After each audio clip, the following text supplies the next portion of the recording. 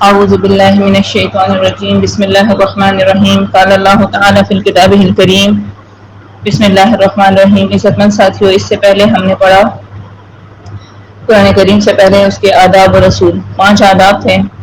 پہلا تھا اخلاص نیت، دوسرا تھا عظمت قرآن کی، تیسرا مدرسے راستے کے آنے کے آداب، آنے جانے کے، چوتھا تھا مدرسے کے اندر کے آداب، اور پانچواں تھا جو سیکھا ہے وہ سکھاؤ۔ پھر اس کے بعد ہم نے قرآن کریم کے اصول سیکھے جو تقریباً 13-14 ہیں۔ کسی بھی کتاب کو سیکھنے سے پہلے اس کا ادب، کوئی بھی کام کرنے سے پہلے اس کا ادب اور اصول ہے، اس کے لیے قاعدے اور قانون کو ماننا، جاننا، عمل کرنا ضروری ہے۔ ایسے ہی قرآن کریم کا ادب پہلے ضروری ہے، اور پھر اس کے بعد جو اس کے لیے قانون ہیں، جو سیکھنے کی جو اصول ہیں، جو ضوابط ہیں، جو قاعدے ہیں، وہ سیکھنا ضروری ہے۔ تو قرآن کریم کا پہلا قاعدہ، قرآن کریم اللہ کی کتاب ہے، اور دنیاوی کتاب بھی جب آپ سیکھتے ہیں تو اس سے پہلے آپ نام کو جانتے ہیں۔ پہلا اثر جو ہوتا ہے کسی بھی کتاب کا وہ اس کا نام ہے۔ اسی طرح قرآن کریم کے بھی بہت سارے نام ہیں جو اس کی عظمت کی دلیل ہے، جو اس کی خصوصیت پہ دلیل ہے۔ تو قرآن اسماء قرآن ہم نے پہلے وہ پڑھے، تقریباً ہم نے کوئی 17-18 میں نے آپ کو وہ بیان کیے قرآن کی روشنی میں، پھر اس کی وضاحت کی۔ پھر اس کے بعد جو دوسرا اصل ہے وہ کسی بھی کتاب کو سیکھنے سے پہلے ضروری ہوتا ہے کہ اس کا مصنف کون ہے، ٹھیک ہے۔ تو قرآن کریم سے پہلے بھی ہم نے جانا کہ یہ کتاب کس کی کتاب ہے، اس کا رائٹر، اس کا مصنف کون ہے، تو وہ تھا تعریف قرآن کریم۔ جو مصنف جتنا زیادہ مشہور ہوتا ہے، یعنی جس کی جو مصنف مشہور مصنف ہوتا ہے اس کی تصنیف کی قدر قیمت بہت زیادہ ہوتی ہے۔ تو یہ تو شہنشاہوں کے شہنشاہ کی کتاب ہے، جس نے اس سے پہلے 100 صحیفے اور 3 کتابیں اور بھی بھیجی ہیں، تو یہ اس مصنف کی کتاب ہے۔ تو تعریف قرآن کریم ہم نے پڑھا۔ پھر اس کے بعد ہم نے حکمت نزول قرآن کریم، اور یہ تیسرا اصل بھی کہلاتا ہے کسی بھی کتاب کو خریدنے سے پہلے کہ اس کے اندر مضمون کیا ہے۔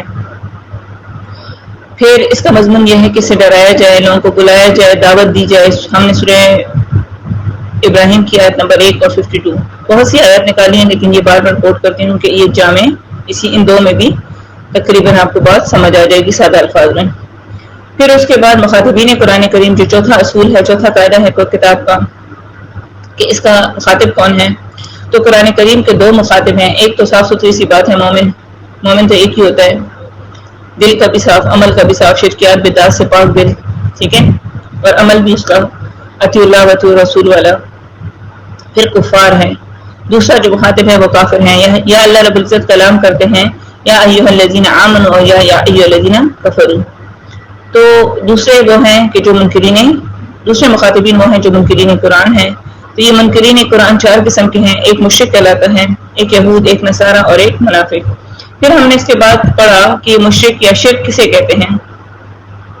جب تک آپ شرک کو نہیں جانتے آپ مشرک کو نہیں پہچان سکتے۔ تو ہم نے پہلے پڑھا شرک کسے کہتے ہیں۔ پھر اس کے بعد ہم نے پڑھا شرک کی اقسام، شرک کی 2 بڑی اقسام ہیں، شرک اعتقادی اور شرک فعلی۔ پھر شرک اعتقادی کا تعلق عقیدے کے ساتھ اور شرک فعلی کا تعلق عمل کے ساتھ۔ شرک اعتقادی کی 4 اقسام تھیں، شرک فی العلم، شرک فی التصرف، شرک فی العبادت، شرک فی الدعا۔ اسی طرح شرک فعلی کی بھی 4 اقسام تھیں جس کا تعلق عمل کے ساتھ ہے، تحریمت اللہ، تحریمت العباد، نذر اللہ، نذر العباد۔ اس میں 2 جائز اور 2 ناجائز، تحریمت اللہ جائز، نذر اللہ جائز، تحریمت العباد، نذر العباد ناجائز، ٹھیک ہے۔ اب جو آج کا ابھی کا ہمارا سبق ہے وہ ہے مشرکین۔ جیسے شرک اعتقادی کی 4 قسمیں ہیں، شرک فی العلم، شرک فی التصرف، شرک فی الدعا، شرک فی العبادت، اس طرح مشرکین کی بھی 4 قسمیں ہیں۔ ایک کہلاتا ہے مشرکین بالعباد الصالحین، وہ مشرک جنہوں نے اللہ کے نیک بندوں کو اللہ کے ساتھ شریک ٹھہرایا۔ دوسرا ہے مشرکین بالکواکب، وہ مشرک جنہوں نے اللہ کے ساتھ ستاروں کو شراکت داری دی۔ تیسرا مشرک وہ مشرک ہے جو مشرکین بالجن کہلاتا ہے، جنات کو جو اللہ کے ساتھ شریک ٹھہراتا ہے۔ چوتھا مشرک وہ مشرک ہے مشرکین بالملائکہ، جو فرشتوں کو اللہ کے ساتھ شریک ٹھہراتا ہے، ٹھیک ہے۔ اب جو مشرکین ہیں، جو قرآن کے مخاطبین، پہلے تو مشرکین ہو گئے۔ دیکھیں مشرکین کی جو 4 اقسام ہیں، ان میں سے مشرکین بالعباد الصالحین جو اللہ کے ساتھ جو ہے مخلوق کو شریک ٹھہراتے ہیں، ایک آیت نکالوں گی، زیادہ نہیں، کیونکہ میں یہ یہود، نصارہ اور منافقین کی تفصیل بھی آج ہی کر کے یہ ٹاپک، چوتھا ٹاپک مکمل کر کے پھر پانچواں عنوان، پانچواں اصول، پانچواں قاعدہ شروع کروں گی، ٹھیک ہے؟ تو یہاں پر ہے مشرکین بالعباد الصالحین. تو مشرکین بالعباد الصالحین جو اللہ کے ساتھ اللہ کے نیک بندوں کو شراکت دار ٹھہراتے ہیں، اس میں سورہ یونس نکال دیتے ہیں. سورہ یونس آیت نمبر 18 جو یہ مشرک کہتے تھے کہ ہاں اولئک شفاء عند اللہ، کہ یہ اللہ کے ہاں ہمارے سفارشی ہیں جن کو ہم اللہ کے سوا پکارتے ہیں، ٹھیک ہے؟ اللہ رب العزت فرماتے ہیں وَيَعْبُدُونَ، اور وہ عبادت کرتے ہیں من دون اللہ، اللہ کے سوا، ما لا يضرهم، نہ وہ ضرر پہنچا سکیں ہیں، ولا ينفعهم، اور نہ نفع دے سکیں ہیں، وَيَقُولُونَ، اور کہتے ہیں ہؤلاء، یہ سب شفاعنا، یہ ہمارے سفارشی ہیں، عند اللہ، اللہ کے پاس، یعنی اللہ ہماری سنتا نہیں اور ان کی ٹھکراتا نہیں. ان کو جب کہو کہ تم اللہ کے سوا کیوں یا شیخ میاں پیر بابا مدد کہتے ہو، یا شیخ عبد القادر جیلانی مدد کہتے ہو، یا علی حجویری رحمۃ اللہ علیہ کو داتا صاحب کہتے ہو، تو یہ کہتے ہیں کہ اللہ ہماری سنتا نہیں، ان کی ٹھکراتا نہیں. جج کی طرف جاؤ گے تو وکیل نہیں پکڑو گے، جب تم چھت پر چڑھو گے تو سیڑھی نہیں لگاؤ گے. تو ان کا یہ جو بھدے بہانے ہیں. تو اللہ رب العزت فرماتے ہیں یہ ان کو پکارتے ہیں جو نہ ان کو نقصان پہنچا سکتے ہیں، ما لا یضرهم، اور نہ انہیں نفع دے سکتے ہیں، ولا ينفعهم، اور یہ کہتے ہیں وَيَقُولُونَ، اور یہ کہتے ہیں ہؤلاء شفاعنا، کہ یہ ہمارے سفارشی ہیں عند اللہ، اللہ کے پاس. قل، اے پیغمبر کہہ دیجئے اتنبئون، کیا تم خبر دیتے ہو اللہ، اللہ کو، بما لا یعلم، اس کی جو وہ نہیں جانتا، فی السماوات، آسمانوں میں، ولا فی الارض، اور زمین میں، سبحانہ وتعالی، اور تمہارا اللہ مخلوقات کے عجز سے پاک ہے، وتعالی، اور بلندر ہے، اما یشرکون، اس سے جو ان کو تم شراکت دار ٹھہراتے ہو. سمجھ گئے؟ اسی طرح یہ مشرکین بالکواکب وہ مشرک ہیں جو اللہ کے ساتھ ستاروں کو شریک ٹھہراتے ہیں. جبکہ دیکھیں ستاروں کا کام قرآن کریم میں 3 جگہ ذکر ہے. ایک قرآن کریم کا ستاروں کا کام ہے راستہ بتانا،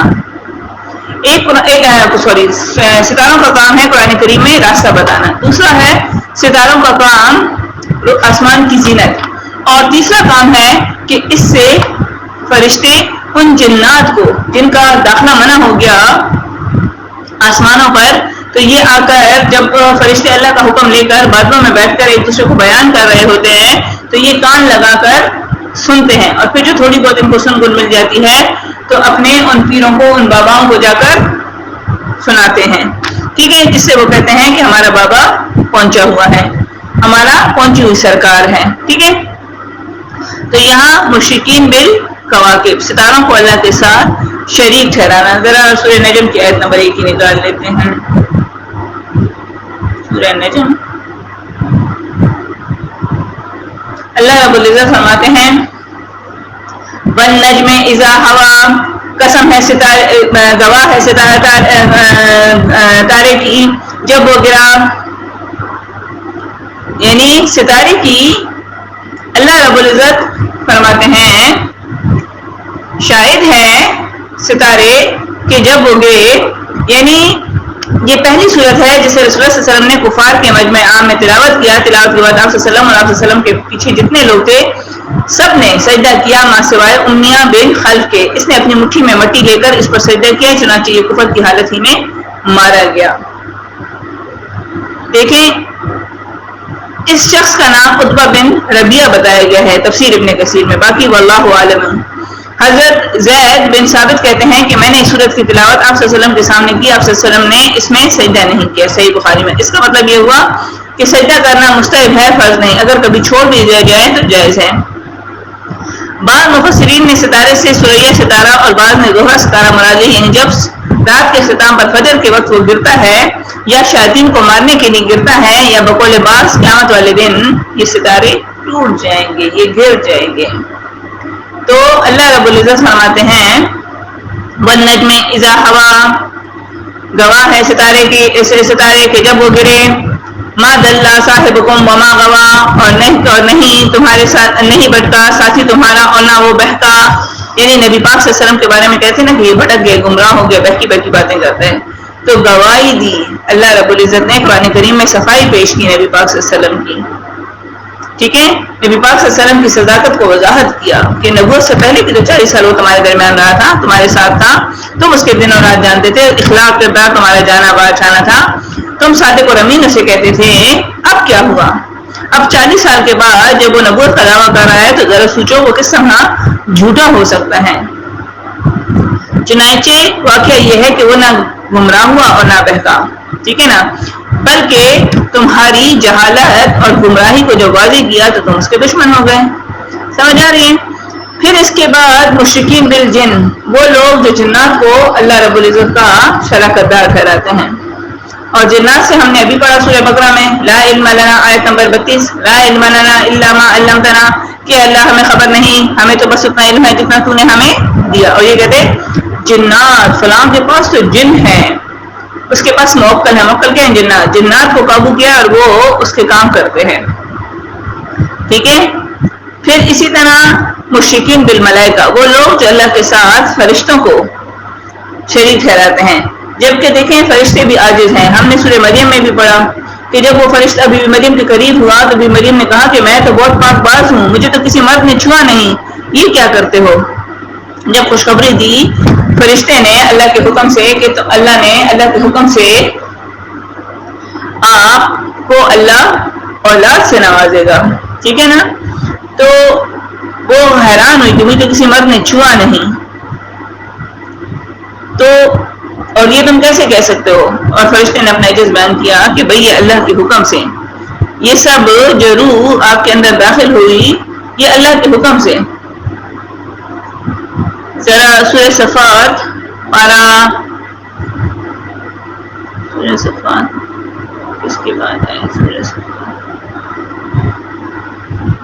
صفات، سورہ صفات مجھے یاد نہیں آ رہا، سورہ یاسین کے بعد سچی آیت نمبر 1 سے دیکھیں، والصفات صفن، اور صف باندھنے والے فرشتے، ٹھیک ہے، اور گواہ ہیں، صف باندھے فرشتے، فالزاجرات زجرا،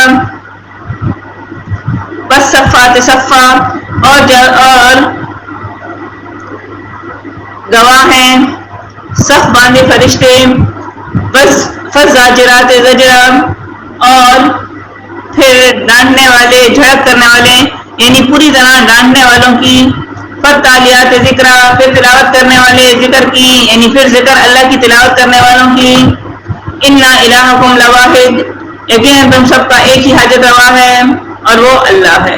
فرشتوں کی صفات ذکر ہیں کہ آسمانوں پر اللہ کی عبادت کے لیے ان کا صفات، ان کی عجز معلوم ہے، ان کا عجز ذکر ہے کہ آسمانوں پر اللہ کی عبادت کے لیے صف باندھنے والے، یا اللہ کے حکم میں انتظار صف بستہ، اللہ کے حکم کے پابند، بعض و نصیحت کے ذریعے سے لوگوں کو ڈانٹنے والے، یا بادلوں کو جہاں اللہ کا حکم ہو وہاں ہام کر لے جانے والے، اللہ کے ذکر۔ دیکھیں ایک بادل بھی اللہ کے حکم کے بغیر نہیں آتے، دوسرا ان بادلوں میں بھی نر اور مادہ ہوتا ہے، جب وہ ملتے ہیں تو بارش برستی ہے، اور یہ پھر اب سائنس نے ثابت کیا ہے، تو اس کا بیان ہو رہا ہے کہ جہاں اللہ کا حکم ہو یہ بادلوں کو خام کر لے جانے والے، اللہ کے ذکر یا قرآن کریم کی تلاوت کو کرنے والے، ان فرشتوں کی قسم کھا کر، یہاں ان کو قسم، یہاں قسم کا مطلب ہے گواہ، شاہد ہیں، ٹھیک ہے نا، گواہ ہیں، یہ فرشتے بھی گواہ ہیں اللہ کی وحدانیت کے، ٹھیک ہے۔ یہ گواہی کے مضمون میں اللہ تعالیٰ نے ذکر کیا، ٹھیک ہے نا، یہ فرمایا کہ تمام انسانوں کا حاجت روا صرف ایک اللہ ہے، اس پر فرشتے بھی گواہی دیتے ہیں، ٹھیک ہے نا، نہیں مگر اگر گواہ تو مشرکین، ٹھیک ہے نا، اور مشرکین میں کیا کرتے ہیں؟ خدائی کا درجہ دیتے ہیں، ٹھیک ہے، اللہ کے ساتھ شراکت دار ٹھہرا رہے ہیں۔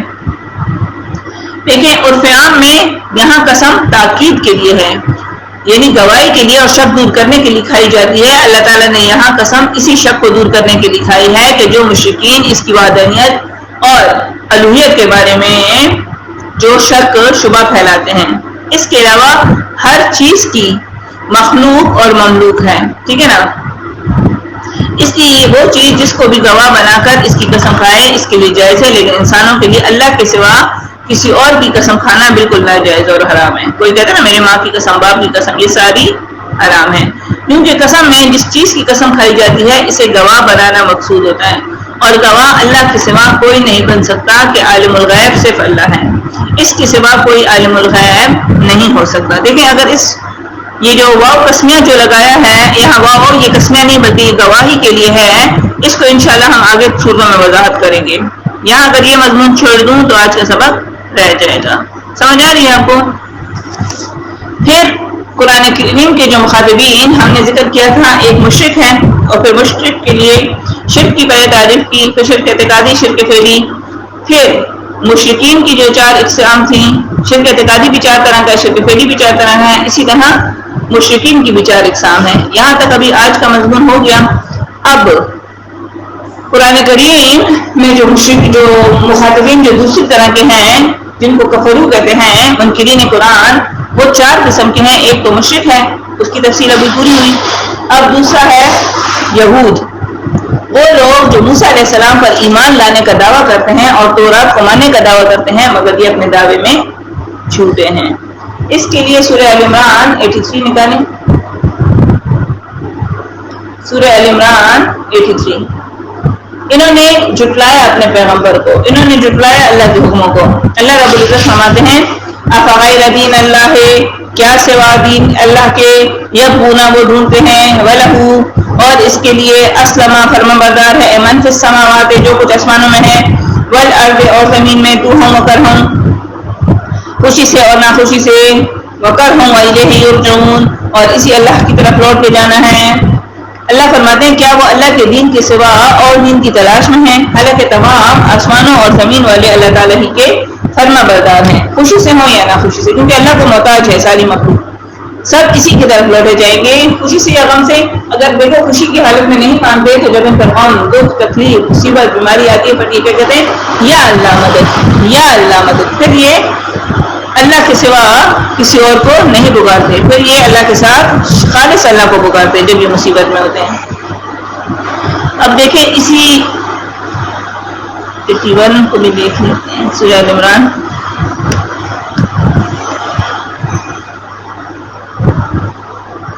سورہ ہود میں بھی ان کی پلیتی ذکر ہے، سورہ بقرہ میں بھی آیت نمبر 40 سے جو خطابات 6 شروع ہیں وہاں پر ذکر ہے، بنی اسرائیل کی پلیتیاں بیان ہیں، 4 خطابات ہیں اور ان میں بیان ہے یہود کی گندگی، یہود کی پلیتی۔ آیت نمبر 40 دیکھ لیتے ہیں۔ اللہ رب العزت فرماتے ہیں تم سے جو میں نے وعدہ کیا تھا، یا بنی اسرائیل اذکروا نعمتی التی انعمت علیکم واوفوا بعہدی اوفوا بعہدکم وایای فارہبون، اے بنی اسرائیل، اے اولاد یعقوب، یاد کرو میری نعمت، یعنی التی میری نعمت، قرآن اور قرآن کا بیان کرنے والا، التی کتاب اور کتاب کا بیان کرنے والا، التی جو انعمت میں نے بخشی علیکم تمہیں، واوفوا بعہدی اور پورا کرو میرا وعدہ، اوفوا بعہدکم اور میں پورا کروں گا تمہارا وعدہ، وایای فارہبون اور تم مجھ ہی سے ڈرو۔ لیکن انہوں نے وہ وعدے پورے نہیں کیے، ٹھیک ہے۔ اسی طرح سے سورہ ال عمران 64 سے 101 تک بھی ہے۔ نبی پاک صلی اللہ علیہ وسلم کے زمانے میں اور آج بھی یہود میں وہ ساری پلیتیاں ہیں۔ یہود کی پلیتی جو یہودیت کا اصول ہے، تحریف، کتمان حق اور ترک عمل، اور اس کے مقابلے میں مسلمانوں کے، مومن کے 3 جو مسلمان ایمان کے اصول کے لوگ اور صفات مومنوں کی کہ صبر، صلاۃ اور ایمان بالآخرت، ٹھیک ہے۔ اب یہ 2 اگر ہے کسی میں تو وہ ٹھیک ہے، وہ ایمان والا ہے، اور اگر اس کے اپوزٹ ہے تحریف، کتمان حق اور ترک عمل، تو بس سمجھ جاؤ کہ وہ کس کے ڈلے سے ہے، ٹھیک ہے۔ اسی طرح نصارہ تیسرا جو دوسرا گروہ ہے کفرو والا مخاطبین قرآن کریم، اس میں تیسرا جو 4 اقسام ہے نا ان کی انکار کرنے والوں کی، ایک مشرک، ایک یہود، ایک نصارہ اور چوتھا منافق۔ تو نصارہ وہ لوگ جو کہتے ہیں کہ ہم عیسیٰ علیہ السلام پر ایمان لائے، انجیل پر ایمان کا دعویٰ کرتے ہیں، مگر یہ اپنے دعوے میں جھوٹے ہیں۔ دیکھیں سورہ ال عمران پوری کی پوری رد ہے نصرانیت پر۔ عیسیٰ علیہ السلام نے ان سے کہا تھا کہ میرے بعد ایک پیغمبر آئے گا، اس کا نام احمد ہوگا، تم اس کو ماننا۔ سورہ صف ذرا پارہ 28 اور آیت نمبر 6 نکالیں، آپ کو میری بات سمجھ میں آ جائے گی۔ سورہ صف آیت نمبر 6 نمبر آیا، دیکھیں اللہ رب العزت فرماتے ہیں وَإِذْ قَالَ اور جب کہا عیسیٰ ابن مریم نے یا بنی اسرائیل اے بنی اسرائیل انی رسول بے شک میں رسول ہوں انی رسول اللہ بے شک میں رسول ہوں اللہ کا علیکم تمہاری طرف علیکم مصدقا لما تصدیق کرنے والا ہوں اس کے واسطے جو بین یدیہ میرے آگے ہے من التورات تورات میں سے وہ مبشرا اور خوشخبری دینے والا ہوں تمہیں بے رسول ایک رسول کی رسول یاتی آئے گا من بعدی میرے بعد من بعد اسمہ احمد تو اس کا نام ہوگا احمد فلما جاءہم پھر جب وہ آیا ان کے پاس بالبینات روشن دلائل کے ساتھ قالوا ھذا تو یہ انہوں نے کہا سحر مبین یہ جادو ہے کھلا جادوگر کہا جب وہ آیا اپنی پیغمبر سمجھا نہیں تو یہاں یہود اور عیسائی کی کفر میں شک کرنے والے کافر ہیں یہ اہل کتاب اب نہیں کیونکہ انہوں نے نبی پاک صلی اللہ علیہ وسلم سے اور قرآن سے انکار کیا ہے اب آ جاتے ہیں چوتھا گروہ منکرین کا کفرو والا منافقین یہ منافق وہ لوگ ہیں منافق دیکھو دو طرح کے ہیں ایک عقیدے کا منافق اور ایک عمل کا جو ظاہراً تو ایمان کا اقرار کرتے ہیں لیکن حقیقت میں نہ یہ لا الہ الا اللہ کو مانتے ہیں اور نہ محمد رسول اللہ کو بلکہ یہ یہود و نصارہ کے شاگرد ہیں یہ اصل میں اسلام کے دشمن ہیں دیکھو آپ کافر کو پہچان لو گے یہود نصارہ کی مشرک کی پہچان آپ کے پاس ہے لیکن اگر آپ کے پاس پہچان نہیں ہے تو منافق کی کیونکہ منافق آسین کا سام ہے سورہ بقرہ میں آیت نمبر 8 سے 20 تک ان کی صفات ذکر ہیں اسی طرح 204 205 206 میں بھی منافق کی صفات ہیں سورہ توبہ میں 63 صفات منافق کی ذکر ہیں یہ منہ پر کچھ دل میں کچھ ہوتے ہیں یہ فساد کو اصلاح کہتے ہیں یہ جھوٹ بولتے ہیں یہ یا مہون ہے حیران و سرگردان ہے کیونکہ یہ ہر ایک کے ساتھ جوڑ پیدا کرتے ہیں دیکھیں مدنی صورتوں میں ان کی گندگی ان گندے لوگوں کا بیان ہے منافقین کا اعتقادی منافق تو کافر کہلاتا ہے اور عملی منافق وہ ہے جو عمل میں منافقت کرے یہ مسلمان بھی ہو سکتے ہیں اب یہ کہتے ہیں مسلمان ہے کلمہ گو ہے اس کو منافق نہ کہو اب بتائیں کہ قرآن کی روشنی میں ہم اسے کیا کہیں یہ منافق گھر کا بھیڑی ہوتے ہیں گھر کا بھیڑی لنکا ڈھائے جب قرآن پڑھو گے تو آپ کو خود پتہ چل جائے گا کہ یہ کس کو مخاطب ہے سمجھ آ رہی ہے اب جب آپ قرآن کو ان آداب و رسول کی روشنی میں سمجھیں گے تو آپ کو سمجھ آ جائے گا کہ کہاں زجر ہے کہاں بشارت ہے کہاں تخفیف ہے کون یہود ہے کون نصارہ ہے کون منافق ہے اور کون مشرک ہے ٹھیک ہے آج کے لیے اتنا کافی ہے اللہ رب العزت سے قبول اور منظور فرمائے وآخر الدعوانا الحمدللہ رب العالمین اللہ میرے اس تھوڑے سے عمل کو قبول اور منظور فرمائے اور اسے میرے لیے اور آپ کی نجات کا ذریعہ بنائے اور اللہ رب العزت ہمیں قرآن پر ثابت قدم رکھے اور قرآن کریم کے جو علوم ہیں جو حکمت ہیں اللہ ہمارے لیے کھول دیں آمین ثم آمین